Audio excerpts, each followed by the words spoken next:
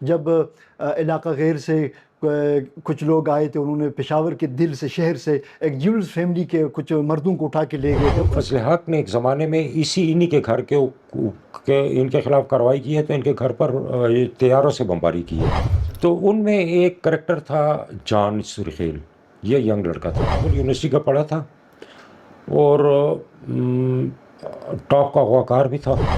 غالباً بابو سراف ان کا نام تھا. ان کی پوری فیملی کو اغوا کیا سمیت خواتین، بچوں اور 4 بھائیوں کی. روزانہ وہ ایک ایک کو مارتے رہے ہیں اور بھیجتے رہے ہیں. انہوں نے کہا اب ہمیں اپنی اس مغویہ کی ضرورت باقی نہیں رہی. انہوں نے اسپیشل ڈبل کیب گاڑیاں خریدی ہیں 3 یا 4. یہ کرنل بن کے بیٹھے اس میں. جب یہ آئے ہیں تو لائٹ آف ہو گئی پورے اس ایریے میں. انہوں نے رات کو 9-10 بجے کارروائی کی ہے، یہاں آپریشن کیا، اور فجر کے وقت یہ لوگ باڑہ پہنچے ہیں کہ جس پولیس اسٹیشن کے دور سے گزرے ہیں اس پولیس اسٹیشن کو انہوں نے اعتماد میں لیا تھا.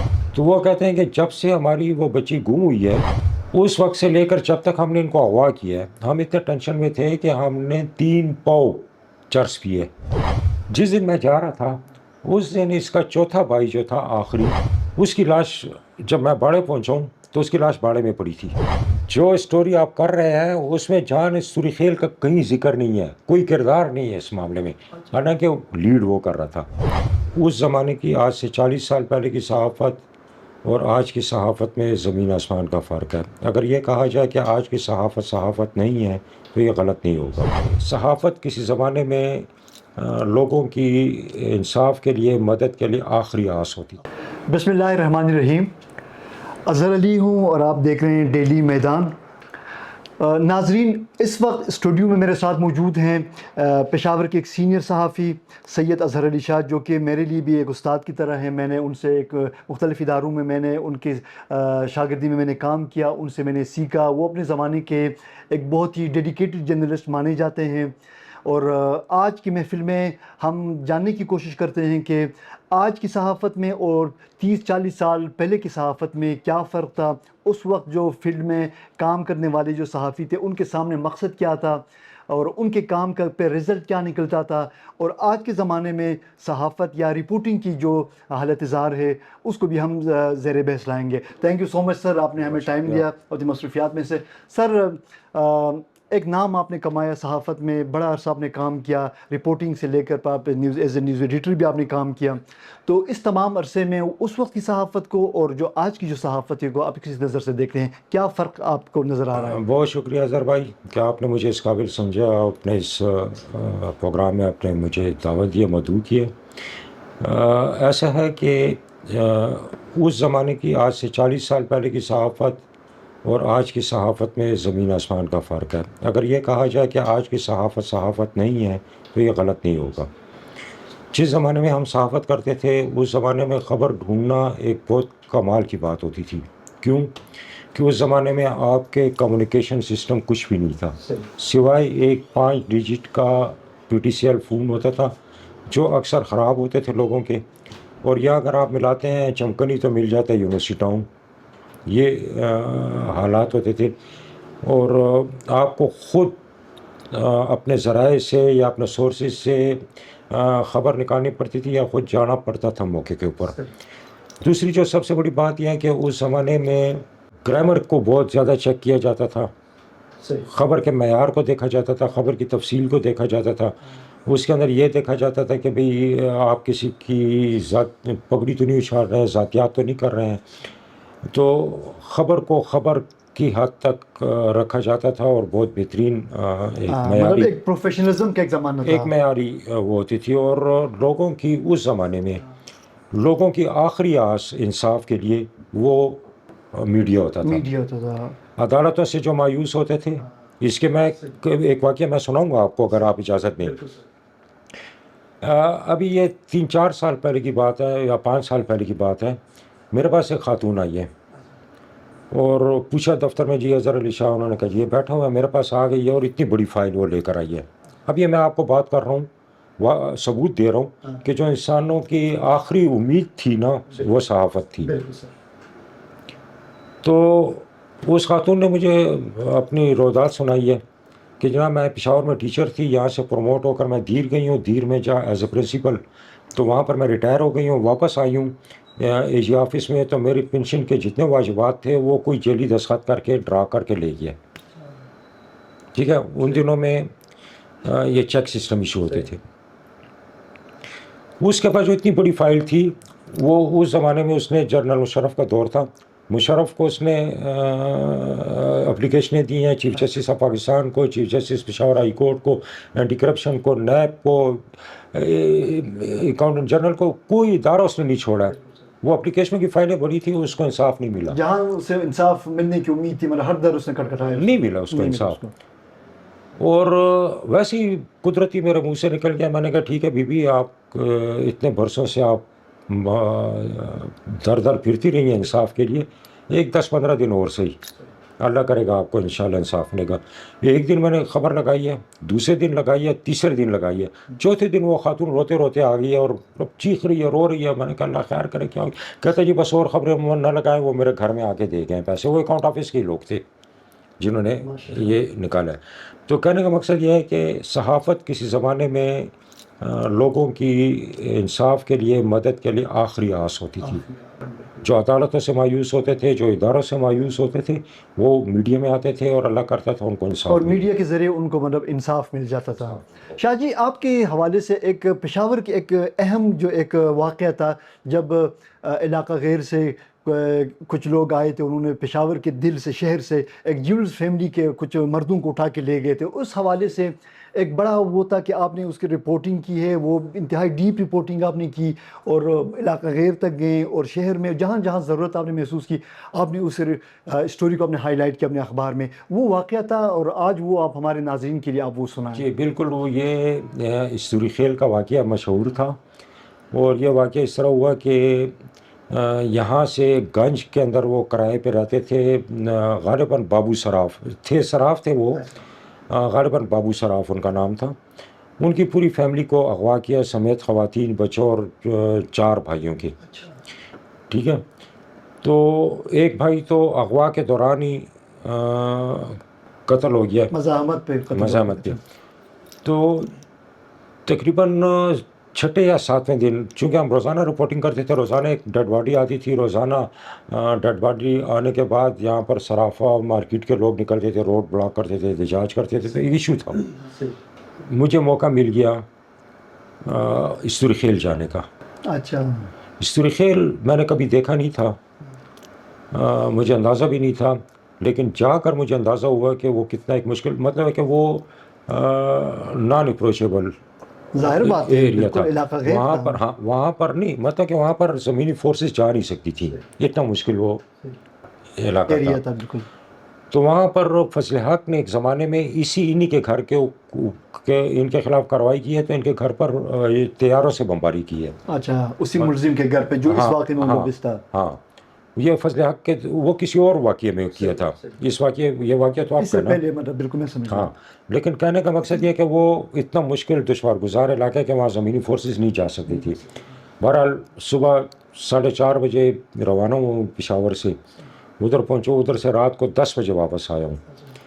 تو پھر وہاں پر جب میں پہنچا ہوں تو سب لوگ موجود تھے, مغوی بھی وہیں پر تھے. اچھا, مغوی تب ادھر مغوی بھی وہیں پر تھے, لیکن ان میں سے بہت سارے لوگ قتل ہو چکے تھے. تو ان سے جب میں نے اسٹوری لیا, میں نے کہا بھیا ہم تو لوگوں کی سنی سنائی باتیں رپورٹ کرتے رہے, اب آپ ہمیں اپنا موقف دیں کہ آپ کیوں یہ کر رہے ہیں. ریالٹی دے کہ حقیقت کیا ہے. تو ان میں ایک کریکٹر تھا جان استوری خیل, یہ ینگ لڑکا تھا. ہاں, یہ کابل یونیورسٹی کا پڑھا تھا, اور ٹاپ کا اغواکار بھی تھا. مطلب کہ ایک ہائی پروفائل اغواکار کیا دیں. وہ اس پوری کارروائی کے اندر لیڈ کر رہا تھا اس سب چیزوں کو. ماسٹر مائنڈ تھے. ہاں, تو اس کی ایک بہن تھی جس کا نام نہ انہوں نے بتایا, نہ ابھی تک رپورٹ ہوا, اور اس کے ساتھ ایک کمسن بیٹی تھی. وہ لاپتہ ہوئی تھی. وہ لاپتہ ہوئی تھی, تو انہوں نے معلومات کی ہیں, تحقیق کی ہے, تو وہ اس سراف کا ایک بیٹا تھا, مجھے نام بھول رہا ہے, اس کے ساتھ وہ اس کے تعلقات تھے. اچھا. پھر انہوں نے مزید تحقیقات کی ہیں, اپنی معلومات کی ہیں, تو انہیں پتہ لگا کہ چکا گلی سے اشنغری کے ایریے میں آتا ہے, یہاں سے ایک صابرو نام کی خاتون ہوتی تھی, اچھا. اور وہ یہ دھندا کرتی تھی سپلائی کا. تو پتہ لگا کہ یہ آخری ٹائم میں صابرو کے پاس تھی. تو یہ لوگ پھر گئے ہیں, اگر ان کو انصاف ملتا تو یہ اقدام نہ اٹھاتے. یہ لوگ گئے ہیں تھانہ سربند ان کا لگتا تھا, تھانہ سربند میں گئے ہیں, تو انہوں نے ایف آئی آر کرنے کی ہے. تو وہ بقول ان لوگوں کے جان استرخیل کے کہ ہمیں وہاں پر نہ صرف گالیاں دی گئیں, برا بلا کہا گیا, بلکہ ہمیں ناشائستہ غیر اخلاقی باتیں کی گئی ہیں, ہمیں پیغور دیا گیا ہے عورتوں کا. تو پھر ہم اشنغری تھانے آئے ہیں, کابلی تھانے بھی گئے ہیں. سراف کابلی تھانے کے ساتھ لگتا تھا, وہ صابرو اشنغری تھانے کے.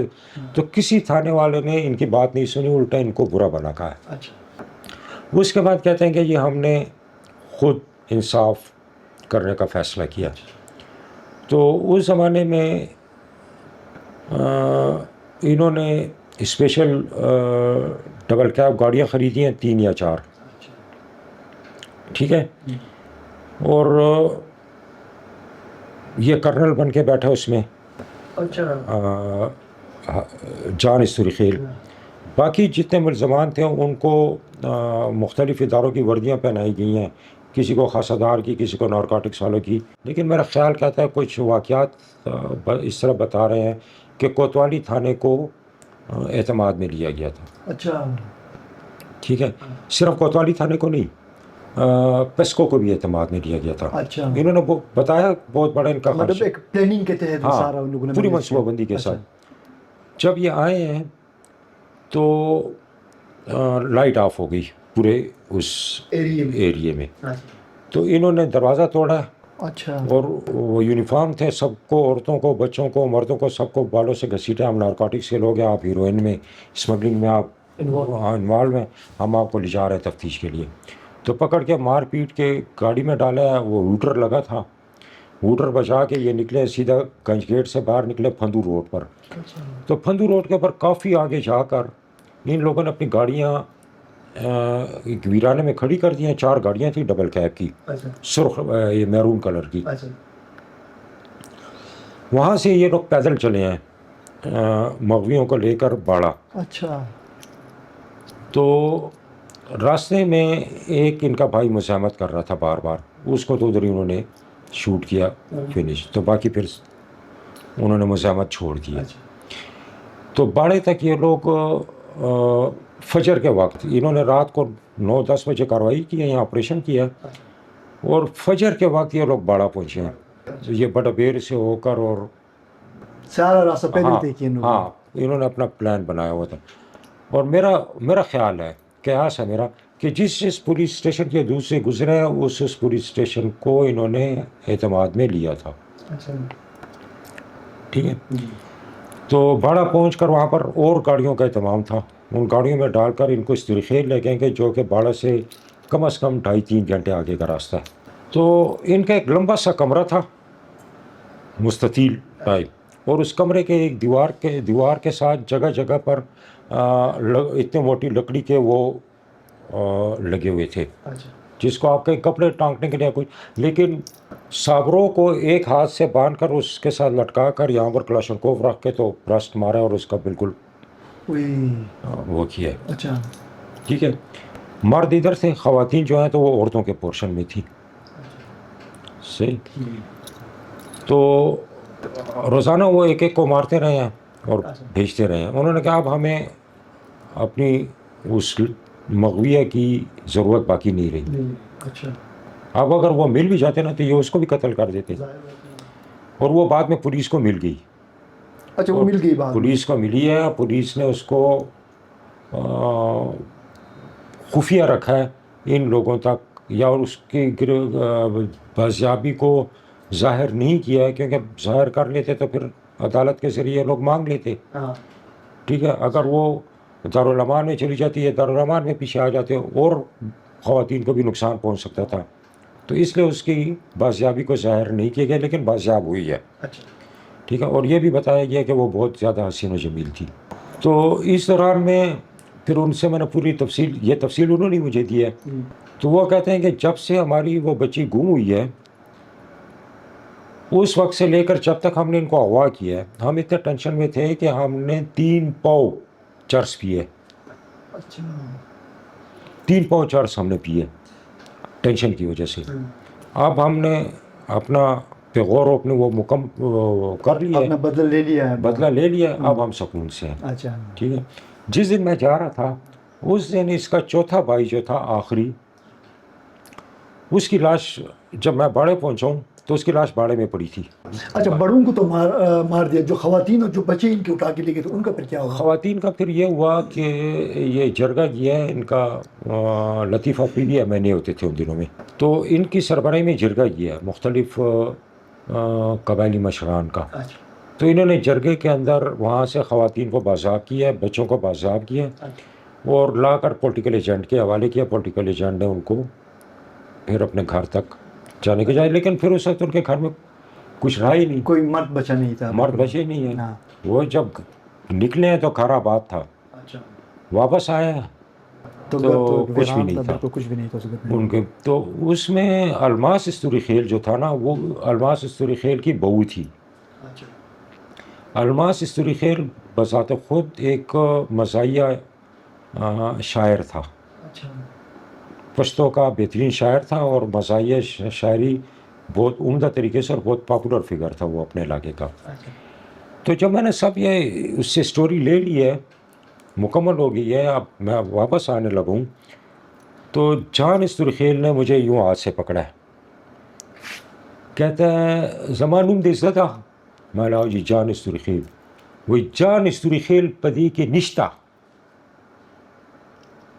مطلب کہ آپ جو اسٹوری کریں گے نا, مجھے آپ اس میں وہ نہیں کریں گے, میرا ذکر نہیں ہوگا اس میں. جو اسٹوری آپ کر رہے ہیں اس میں جان استوری خیل کا کہیں ذکر نہیں ہے, کوئی کردار نہیں ہے اس معاملے میں, حالانکہ لیڈ وہ کر رہا تھا. جب آپ جا رہے تھے تو کوئی خوف آپ کے دل میں آیا کہ میں نہیں, کس مشن پہ میں جا رہا ہوں, اس کا رزلٹ کیا ہو سکتا ہے؟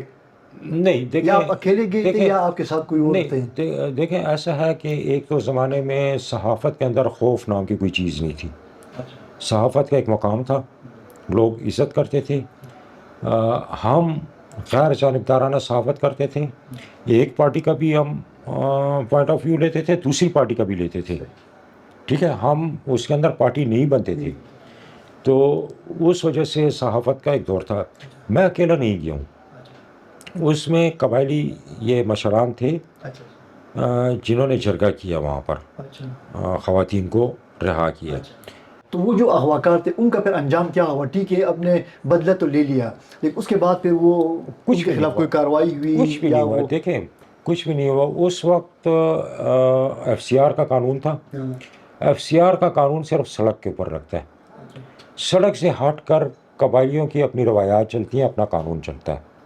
ٹھیک ہے, بس لوگوں کو دکھاوا کرنے کے لیے یا مشتعل اس لوگوں کا اشتعال ختم کرنے کے لیے, ان کو کول ڈاؤن کرنے کے لیے مظاہرین کو, انہوں نے وہ الماس استوری خیل کو گرفتار کر لیا تھا. ٹھیک ہے, پھر بعد میں ظاہر ہے کہ اس نے رہا ہونا تھا. اس کی وجہ یہ ہے کہ اپنی روایات کے مطابق انہوں نے جو کچھ کیا اپنی روایات کے مطابق کیا, اور آپ کا قانون ان کے اوپر اثر انداز نہیں ہوتا, نہیں ہو سکتا. اور جب وہ قانون سے مایوس ہوئے تب جا کے انہوں نے انتہائی اقدام اٹھایا تھا. ہاں, بار بار ہمارے اداروں سے جب ان کو مایوسی ہوئی ہے تو انہوں نے یہ اقدام. ظاہر بات ہے, جب کوئی بھی انسان جب تب انتہائی قدم تبھی اٹھاتا ہے کہ جب وہ قانون اور آئین کے اندر رہتے ہوئے اگر اسے انصاف ملنے کی یقین نہ ہو, تب جا کے ظاہر ہے جس کا جو بس میں ہوتا ہے. پاکستان کا المیہ یہی ہے کہ انصاف صرف طاقتور کے لیے, کمزور کو انصاف نہیں ملتا. آج بھی عدالتوں میں آپ چلے جائیں, کمزور کو انصاف نہیں ملے گا, طاقتور کو ملے گا. تھینک یو شاہ جی, آپ نے ایک زبردست ایک واقعے کی یاد تازہ کر دی. یہ ایسا واقعہ کہ اپنے زمانے میں اخبارات میں اس کے چرچے تھے, اور اس واقعے کی جو ایک ٹاک آف دی ٹاؤن تھا اس زمانے میں, اور اس واقعے کی یاد آپ نے تازہ کر دی. ہم امید کرتے ہیں کہ مستقبل میں بھی آپ ٹائم نکال کے ہمارے اس پروگرام میں ہمارے ساتھ شریک ہوں گے. تب تک کے لیے اجازت دیجیے, اللہ حافظ.